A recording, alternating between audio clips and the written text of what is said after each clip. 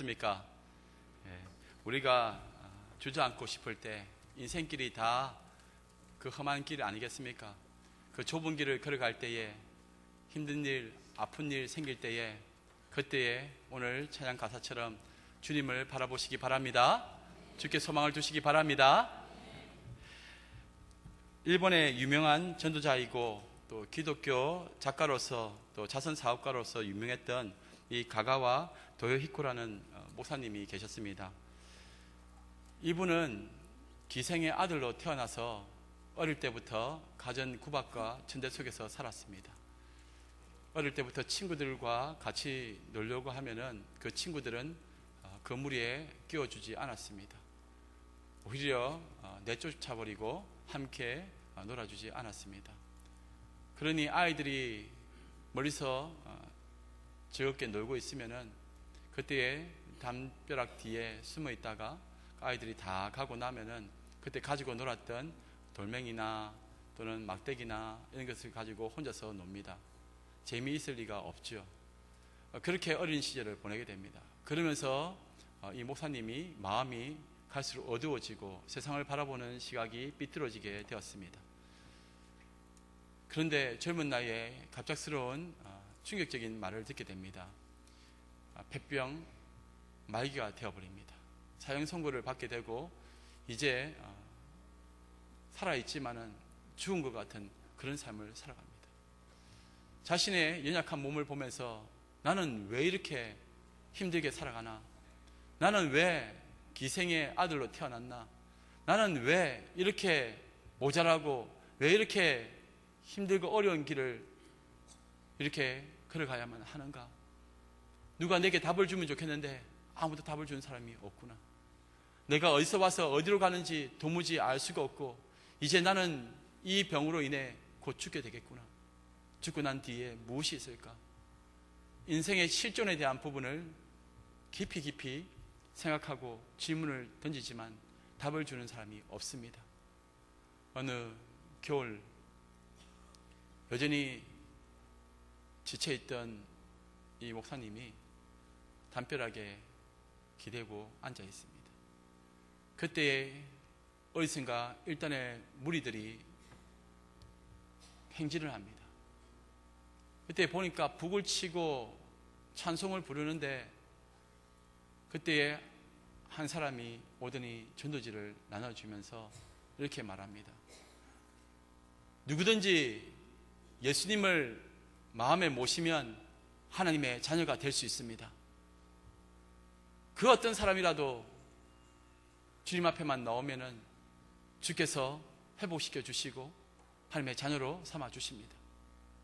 그때 그 소리를 들었던 이 목사님이 벌떡 일어나서는 그 전도자에게 묻습니다. 나 같은 기생의 아들도 나 같은 천대와 멸시를 당하는 이 폐병 환자에게도 그리고 얼마 남지 않은 내 생명이 이렇게 벼랑 끝에 있는데 이런 나라도 내가 주님을 찾으면은 주님을 만나면은 하나님의 자녀가 될 수 있습니까? 물론 될 수가 있습니다. 가난하든 부하든 건강하든 약하든 사업에 성공했든 실패했든 누구든지 예수님을 만나면은 하나님의 자녀가 될 수 있다고 그렇게 선포를 했습니다. 그때에 이 말씀에 마음에 성령님의 감화 감동을 받은 이 목사님이 그 순간에 예수님을 모시고 그 이후로 신학교에 가고 그리고 온 땅을 다니면서 복음을 전하는 유명한 목사님이 되셨습니다. 누구든지 예수님을 마음에 모시면은 영생을 얻게 됩니다. 창세전에 만세전에 택하신 그 백성이 주님의 음성에 귀를 기울이고 주님을 볼 수가 있다면은 주님을 만나게 된다면은 그 사람은 그 어떤 자리에 있든지 상관없이 하나님의 백성이 되고 또한 영생을 선물로 받게 됩니다. 오늘 이 자리에 나온 여러분들 가운데 인생의 절망감 가운데 슬픔 가운데 아파하고 괴로워하며 도무지 어디로 가야 될지 몰라서 방황하고 계시는 분이 계시다면 우리 주님을 만나시기 바랍니다. 우리 주님이 지금 함께 계시고 여전히 우리 주님은 그 연약한 영혼도 붙들고 계심을 잊지 마시기 바랍니다. 예배의 중심은 예수 그리스도입니다. 이 예배는 하나님을 만나는 시간입니다. 우리의 힘으로는 하나님께 나아갈 수가 없습니다. 오직 예수 그리스도의 십자가 외에는 주님 앞에 나아갈 수 있는 자가 아무도 없습니다. 하나님 앞에 나아가려면 모든 죄인은 다 죽게 되어 있습니다. 그런데 하나님께서는 그 자비하신 가운데 예수 그리스도를 우리에게 보내주셨습니다. 그래서 우리 죄를 위해서 십자가에 달려 죽게 하시고 3일 만에 부활케 하셨습니다. 누구든지 예수님을 믿으면 하나님께 가는 그 기쁨을 누릴 수가 있게 되는 겁니다. 예수님을 통해서 십자가의 주님을 만나게 되면 하나님의 자녀로서 살아가게 된다는 것입니다. 그때 우리는 새로운 희망을 가지게 되고 새로운 삶을 살게 되는 것입니다. 이것이 기독교의 진리입니다. 예배는 피조물이 창조주 하나님께 올려드리는 최고의 섬김이요 그 자체가 영광입니다. 이 예배는 하나님께 우리가 올려드릴 때에 하나님께서는 그것을 기쁘게 받으시고 또한 그로 인해 우리에게는 한량없는 은혜가 임하게 됩니다. 그 축복의 선물을 받고 우리는 세상으로 나아갑니다. 너 혼자 나아가는 것이 아니라 우리 주님이, 우리 예수님이 나와 함께 그 고달픈 인생길을 걸어가시는 것입니다. 예배를 통해서 우리는 하나님을 만나게 되고 그 무한한 하나님의 은혜와 사랑 가운데서 그 축복을 누리면서 세상 가운데로 퍼져나가는 것입니다. 그때에 죽어있는 영혼들이 예수님을 품고 있는 우리를 통해서 그들이 살아나게 되는 것입니다. 이것이 복음입니다. 예배 드릴 때 우리는 하늘의 기쁨을 누리게 됩니다. 예배 드릴 때에 우리는 영과 육으로 무너지고 상처받은 자들에게 자유와 회복의 역사를 일으키시는 주님을 만나게 됩니다. 예배 가운데 죽었던 모든 것들이 살아나게 되는 것을 믿으시기 바랍니다. 그러나 이 예배는 아무나 드릴 수 있는 것이 아닙니다. 딱 둘 중에 하나입니다. 교회에 와서 예배를 드리지만은 어떤 사람은 가인의 예배를, 어떤 사람은 아벨의 예배를 드립니다. 똑같이 앉아 있지만은 그 예배는 하나는 진짜고 하나는 가짜라는 것입니다. 아벨은 영과 진리로 드리는 예배를 드렸습니다. 참으로 하나님 앞에 간절한 마음으로 드리는 예배, 진실된 예배였습니다. 그러나 가인의 예배는 자신의 힘과 방법으로 드리는 예배, 인간의 힘으로 드리는 가짜 예배였습니다. 여러분, 오늘 이 자리에 어떤 마음으로 오셨습니까? 나는 과연 참된 예배자인가? 그렇지 않은가? 오늘 말씀을 통해서 한번 깊이 고민해 보시기 바랍니다. 오늘 본문 말씀을 통해서 우리는 영적인 교훈을 얻게 됩니다. 첫 번째, 예배는 기쁨입니다. 8절과 9절 말씀입니다. 여호와 하나님이 동방의 에덴의 동산을 창설하시고 그 지으신 사람을 거기 두시니라. 여호와 하나님이 그 땅에서 보기에 아름답고 먹기에 좋은 나무가 나게 하시니 동산 가운데는 생명나무와 선악을 알게 하는 나무가 있더라. 하나님께서는 온 천지 만물을 창조하시고 보시기에 좋았더라, 그렇게 말씀하셨습니다. 그리고는 그 가운데 에덴 동산을 만드시고 거기에 사람을 두셨습니다. 왜 하나님께서는 온 천지를 아름답게 만드셨는데 사람이 살아가기에 조금도 부족하지 않는 그런 모든 환경을 만들어 주셨는데 왜 굳이 에덴 동산을 따로 만드셨는가?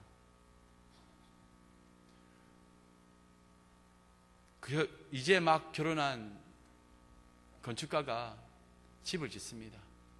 지붕도 아름답게 짓고 담벼락도 또 마당도 그 건물도 화려하게 아름답게 예쁘게 짓습니다. 그런데 이제 막 결혼한 건축가가 가장 신경 쓸 것이 어디인가? 그곳은 바로 안방입니다. 사랑하는 아내와 함께 은밀한 교제를 나누고 사랑을 나누는 그곳은 아무도 들어올 수가 없습니다. 밖에서 열고 함부로 들어올 수 있는 것이 아닙니다. 그것은 안에서 열어주어야지만 들어올 수 있는 것입니다. 에덴 동산은 하나님과 우리 인간이 교제를 나누는 사랑의 장소였습니다. 그곳에서 하나님을 바라보고 하나님은 우리를 바라보시며 함께 동행하면서 그 가운데서 기쁨이 흘러넘치는 그런 곳이었습니다. 이 에덴이라는 단어 자체가 히브리어로 기쁨이라는 뜻입니다. 그곳에서 하나님과의 깊이 있는 교제를 나누게 됩니다. 그 장소가 바로 예배의 자리가 됩니다. 이 예배를 통해서 하나님과 인간은 하나됨을 이루어 갑니다. 에덴 동산에서 행복하게 지내야 될 인간들이 하나님께서 금하신 선악과를 따먹음으로 말미암아 그 에덴 동산에서 쫓겨나게 됩니다. 이 에덴 동산, 이 동산이란 말은 가든입니다. 이 가든이라는 단어는 울타리가 쳐져 있다고 되어 있습니다. 울타리가 쳐져 있는 동산입니다. 그래서 이곳은 아무나 들어올 수가 없습니다. 그런데 아담과 하와가 그 안에서 사탄에게 그 문을 열어주고 맙니다. 그리고는 그 속삭임에 유혹을 받아서 선악을 알게 하는 나무의 씨가를 따먹게 됩니다. 그런데 그것을 따먹으면은 하나님께 불순종하게 되는 것이고 하나님께 대항하는 것이 되며 하나님처럼 왕이 되는 것입니다. 인간 스스로가 그리스의 유혹에 빠져서 왕이 되어버린 것입니다. 선악을 누가 판단합니까? 오직 하나님만이 판단하시는데 그 판단의 자리를 인간이 신을 대신해서 왕의 자리에 서서 판단을 한다는 겁니다. 심지어 하나님에 대해서도 판단을 해버립니다. 모든 세상 사람들과 모든 사항을 스스로 교만하게 판단해버리는 존재, 제약에 빠진 인간은 그 에덴 동산 기쁨의 자리에서 추방되고 맙니다. 이제 그곳으로 다시 돌아갈 수가 없습니다. 이 에덴 동산, 이 동산은 바로 천국의 모형이 됩니다. 이 제한되고 구별된 곳이 바로 기쁨의 장소가 되었다는 겁니다. 인간은 예배 드릴 때에 참된 기쁨을 누릴 수 있다는 것입니다. 하나님께서는 온 세상을 창조하시고 그리고 에덴 동산을 두시고 그곳에 인간을 두셔서 예배자로 세우셨습니다. 하나님은 우리를 참된 예배자로 세우셨습니다. 우리의 삶의 처음이 창조 때에 이미 그렇게 예배 드리는 자로 하나님을 영화롭게 하는 자로 세워졌습니다. 그런데 그것이 요한계시록 22장 마지막에 보면은 또 하나님과 그 보좌에 앉으신 어린 양 대신 주님을 높이는 존재로 우리가 나옵니다. 처음 창세기부터 마지막 끝장 요한계시록에도 하나님 앞에 예배드리는 하나님의 성도, 하나님의 백성들의 이야기가 나오는 것입니다. 예배는 하나님의 백성들의 특권이 되는 것입니다. 이 예배 드릴 때에 세상이 줄 수 없는 기쁨, 참된 만족을 얻게 되는 겁니다. 이 예배의 자리가 무너지기 시작했습니다. 아담과 하와가 죄를 짓고 난 다음에 그 에덴 동산에 스스로의 힘으로는 들어갈 수 있는 자 아무도 없습니다. 완전히 무너져 버리고 말았습니다. 이 에덴이 히브리어인데 이것을 똑같은 철자이고 똑같은 단어인데 아덴이라고 읽을 때가 있습니다. 이 아덴, 어떤 때는 에덴이라 하고 어떤 때는 아덴이라고 합니다. 하나님 앞에 온전하게 기쁨을 누리고 살아갈 때에는 에덴이라고 합니다. 참된 예배자로 살아갈 때에 에덴입니다. 그런데 이 에덴이라는 단어가 아덴으로 읽혀지는 것은 제기동사로 사용되어졌을 때에 그렇게 아덴으로 읽혀진다는 겁니다. 이 제기동사라는 것은 자신에게, 자신을 향한, 자신을 위한 이런 행동으로 나타나게 되었을 때는 아덴으로 읽는 것입니다. 그런데 이 아덴의 뜻이 무엇이냐? 주색에 빠지다, 방탕하다라는 뜻이 됩니다. 하나님의 기쁨이 주색에 빠지는 아덴으로 바뀌는 것이 바로 우리의 예배가 그렇게 될 수 있다는 것을 경고하고 있는 것입니다. 우리의 기쁨은 어디서부터 나오는 것입니까? 나의 만족과 나의 기쁨, 내가 만들어낸 그 기쁨, 그거라면 가짜입니다. 오늘 이 예배 가운데 하나님께서 주시는 말씀을 통한 회복과 하나님의 임재 가운데서 경험하게 되는 그 기쁨이 참된 기쁨인 것을 여러분들 믿으시기 바랍니다. 우리는 자꾸 가인의 죽은 제사를, 그 예배를 드리려고 합니다. 인간 중심의, 인간을 위한 인간의 예배가 되어 있지 않는가? 우리는 먼저 하나님을 영화롭게 하고 하나님의 영광을 위해서 지음을 받았다는 것을 잊지 마시기 바랍니다. 우리의 예배가 인간 편의주의로 인간의 감정과 현세 중심의 기복으로 흘러가서는 안 됩니다. 이 예배를 이용하려고 해서도 안 됩니다. 이 예배는 우리 모든 하나님의 백성들이 하나님께 올려드리는 가장 최상의 섬김입니다. 우리의 예배는 철저히 하나님께만 올려드리는 하나님 중심에 살아있는 예배가 되기를 주님의 이름으로 축복합니다. 두 번째로 이 예배는 영적인 것입니다. 9절 말씀입니다. 여호와 하나님이 그 땅에서 보기에 아름답고 먹기에 좋은 나무가 나게 하시니 동산 가운데에는 생명나무와 선악을 알게 하는 나무도 있더라. 예배는 하나님이 원하시는 방식대로 드려져야만 합니다. 그런데 갈수록 예배가 하나님이 원하시는 방식으로 가는 것이 아니라 인간의 목적과 인간이 원하는 대로 흘러가고 있습니다. 우리의 예배는 가만히 두면은 자꾸 자신을 위로하고 감정을 이렇게 동요시키며 또 세상에서 현세적인 어떤 복을 누리는 자기 개발서 같은 그런 곳으로 흘러가게 됩니다. 인간이 중심이 되면 안 됩니다. 예배는 오직 우리 하나님이 중심이 되어야 되고 예수의 이름으로 나아가는 것입니다. 그것이 무너지니 예배가 예배다워지지 못하고 있는 것입니다. 얼마든지 사람을 불러 모을 수가 있습니다. 얼마든지 사람들이 우리 교회에 오게도 할 수 있습니다. 돈으로도 또 여러 가지 어떤 유명한 사람을 초청해서 데려올 수도 있습니다. 데리고 왔다고 해서 그 사람들이 다 예배자이냐? 절대 그렇지 않습니다. 창세전에 만세전에 하나님께서 택하신 그리고 예수 그리스도의 피값으로 사신 그 한 영혼, 아무리 세상에서 약하고 부족하고 사업에 실패하고 병들었다 하더라도 하나님께서 택하신 그 백성만이 하나님께 드릴 수 있다는 것입니다. 그것이 우리의 기쁨이 되고 하나님의 은혜라는 것입니다. 성령으로 드려지는 예배, 철저히 말씀에 순종하여 드리는 예배가 참된 예배입니다. 요한복음 4장 24절에 하나님은 영이시니 예배하는 자가 영과 진리로 예배할지니라. 철저히 영적인 것입니다. 예배는 인간적인 것이 아닙니다. 오로지 목적은 하나님께 영광입니다. 그 이후에 하나님께서 한량없는 은혜를 우리에게 부어주시는 것입니다. 여러분, 하늘로부터 내려오는 것이 중요합니까? 밑에서부터 우리로부터 올라가는 것이 중요한 겁니까? 예배학적으로 보면은 하늘로부터 내려오는 것이 더 중요합니다. 말씀이 가장 중요합니다. 말씀 선포는 하나님이 주시는 것입니다. 그리고 축복의 기도는 하늘에서부터 내려오는 것입니다. 그러니 말씀을 잘 들으십시오. 그리고 그 축복의 기도를 통해서 힘을 얻으시기 바랍니다. 우리가 드리는 예물, 우리가 드리는 찬양, 우리가 드리는 모든 섬김들 다 중요합니다만, 그러나 순서는 하늘로부터 내려오는 것이 먼저라는 사실을 기억하시기 바랍니다. 그런데 여기서 우리가 또 기억해야 될 것은, 중요하게 생각해야 될 것은 오늘 본문 15절 말씀입니다.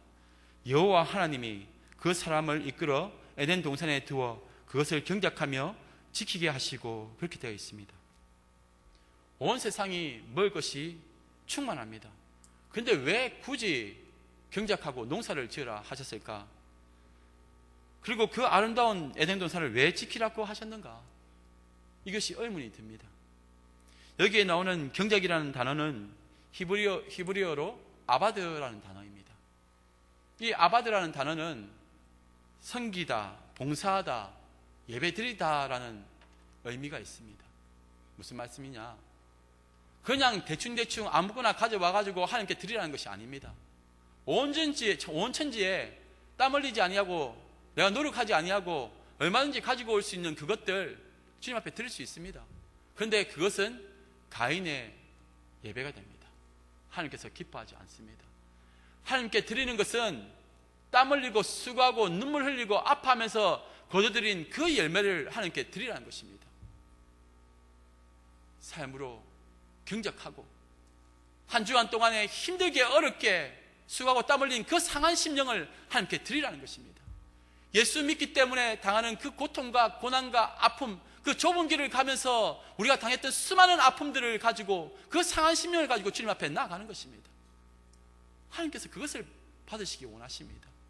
하나님이 수천의 수많은 양들을 받으시기를 원하십니까?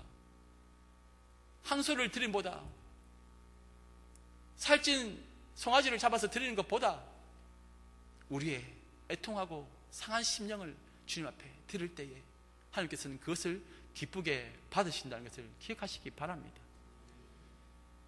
율법서에 보면은 예배 드릴 때 아무리 흠없고 좋은 짐승을 발견했다 하더라도 그것은 제물로 드릴 수 없도록 되어 있습니다.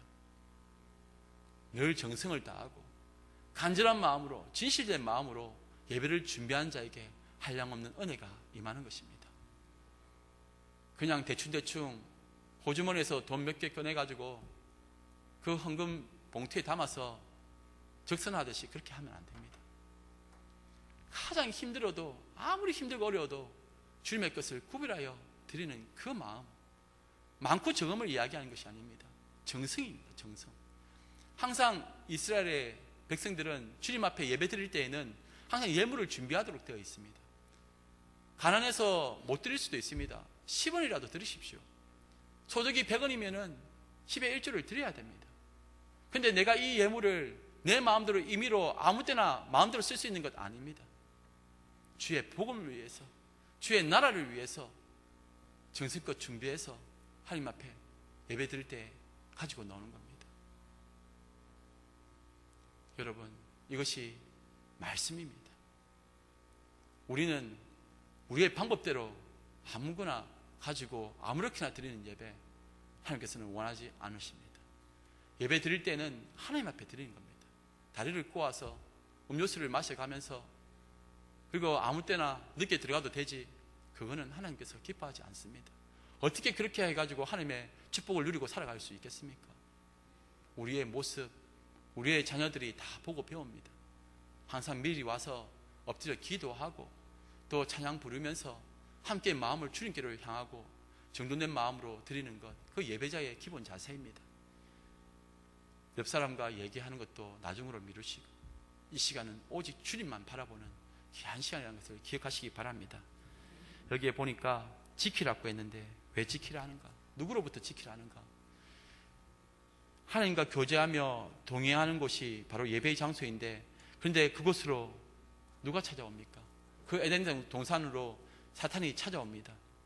거기에 인간은 그 유혹의 앞에 넘어지게 됩니다. 우리의 에덴 동산은 지금 어디입니까? 바로 우리 마음이지 않습니까? 지금도 들락날락 사탄이 그렇게 하지 않습니까? 여러 가지 소리를 우리에게 속삭이지 않습니까? 그 패역한 음성을, 우리를 하나님으로부터 분리해내려는 그 음성을 우리는 강력하게 차단해야 되는데 우리는 그럴 힘이 없습니다. 하나님을 대적하고 스스로 왕이 되겠다는 인간의 힘과 인간의 방법을 상징하는 것이 바로 세상이지 않습니까? 그 세상이 바로 우리 안에 있습니다. 선악을 알게 하는 나무의 실과 그것을 따먹으려고 하는 우리의 욕망, 그 세상이 우리 안에 가득 있습니다. 또 하나 생명나무 대신 예수 그리스도가 그 안에 있습니다. 이 둘 사이에서 우리는 날마다 치열한 싸움을 하는 것입니다. 너무나 많이 실패하고 넘어지고 아파하고 쓰러집니다.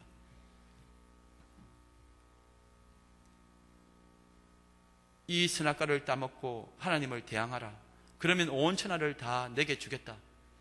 마치 예수님을 시험했던 그 사탄의 속상임, 아담과 하와에게 다가와서 하나님같이 되어라, 하나님께 반항하고 네가 왕이 되어라, 그 속삭임 우리에게도 다가와서 여전히 세상을 섬기고 세상을 차지하고 세상의 왕이 되어라, 그 선악과를 따먹어라, 우리에게 여전히 속삭이고 있습니다. 이때 우리 성령님은 우리에게 이렇게 말씀하십니다. 누가복음 9장 23절 말씀입니다. 또 무리에게 이르시되 아무든지 나를 따라오려거든 자기를 부인하고 날마다 제 십자가를 지고 나를 따를 것이니라. 결국 자기 부인의 삶입니다. 세상의 그 탐욕스러운 소리가 내 안에 속삭일 때 우리는 성령을 쫓아 행해야 됩니다. 내가 죽고 예수로 살 때 우리는 날마다 영적인 예배자로 살아가게 됩니다. 날마다 세상 소리에 마음 팔려서 선악과를 따먹는 어이없는 그런 제약에 빠진 인간의 모습을 가지고 하는 것이 아니라 생명나무 대신 우리 주님과 함께 자기 부인의 삶으로 날마다 나는 죽고 예수로 살아가는 우리 모두가 되기를 주님의 이름으로 축복합니다. 마지막으로 예배 드리는 곳이 천국이라는 사실입니다. 10절 말씀입니다. 강이 에덴에서 흘러나와 동산을 적시고 거기서부터 갈라져 내 근원이 되었으니, 에덴은 하나님과 함께 하는 곳이며 예배의 장소입니다. 이 예배는 하나님과 인간의 만남의 시간이고 그 장소가 되는데, 이곳에서 에덴의 기쁨이 되는 그 강이 흘러나온다는 것입니다. 이 축복의 자리가 정말 귀한데, 여기 안에만 머무는 것이 아니라 우리 예배의 자리에서 하나님의 한량없는 은혜가 강이 되어서 흘러나가는 것입니다.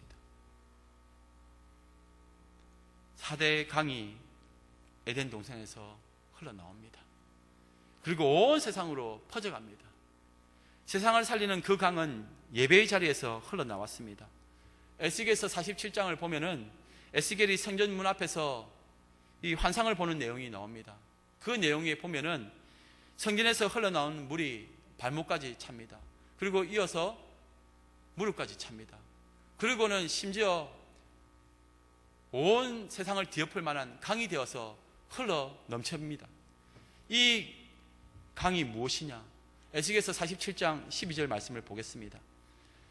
강 좌우 가에는 각종 먹을 가실나무가 자라서 그 잎이 시들지 아니하며 열매가 끊이지 아니하고 달마다 새 열매를 맺으리니 그 물이 성소를 통하여 나옵니다. 그 열매는 먹을 만하고 그 잎사귀는 약 재료가 되리라.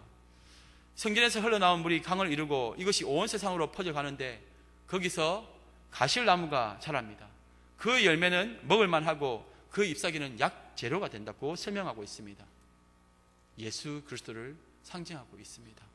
창세기 2장 1절에도 보면은 하나님이 아름답고 먹기에 좋을 만한 나무를 자라가게 하셨다고 했습니다. 거기서 나오는 열매를 먹고 살아갈 수 있다는 것입니다. 그리고 거기서 치료제가 나온다는 것입니다. 예수 그리스도는 굶주린 우리를 채워주시는 생명의 떡이 되시고 생수가 되셔서 그 타는 목마름을 채워주실 수가 있고, 또 우리의 아파하는 육신과 몸, 마음의 그 모든 질병도 치유하는 치유제로 등장한다는 것입니다. 요한복음 7장 38절 말씀입니다.